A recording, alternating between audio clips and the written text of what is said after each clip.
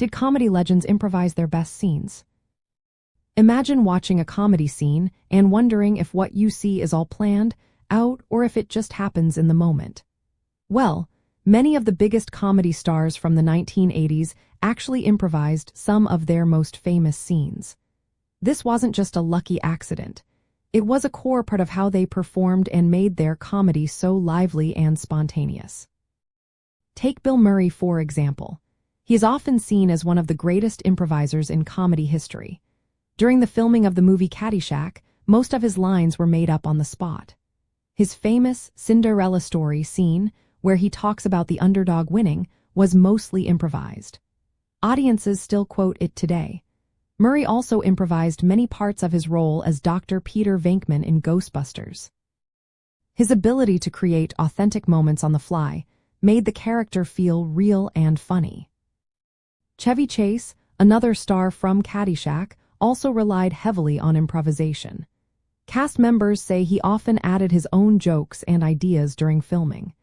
Chase continued to use improvisation in his television work and stand-up routines. These skills helped him develop a unique comedic style that stood out. In the 1980s, improvisation became a key training tool for many comedians. Places like the Groundlings in Los Angeles and Second City in Chicago trained performers to think quickly and accept new ideas during scenes. They used a technique called yes and, which means accepting what others say and building on it. This made scenes more lively and unpredictable. Saturday Night Live was a major platform for improvisation. Cast members like Eddie Murphy, Gilda Radner, and Dan Aykroyd all had backgrounds in improvising. Because the show was live, they often made up sketches on the spot.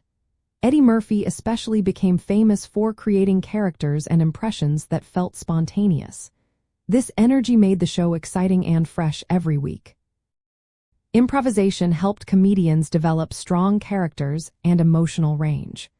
They learned to create believable scenarios instantly, making their performances more convincing and funny.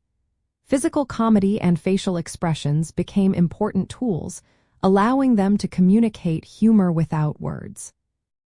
Shows like Whose Line Is It Anyway?, which started in the United Kingdom in 1980, showed millions of viewers how spontaneous humor could be. The performers created comedy in real time, proving that the best laughs often come from moments of genuine surprise.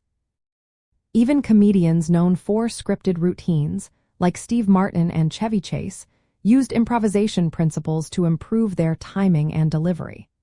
The comedy scene of the 1980s was shaped by performers who knew that real spontaneity often leads to the funniest moments.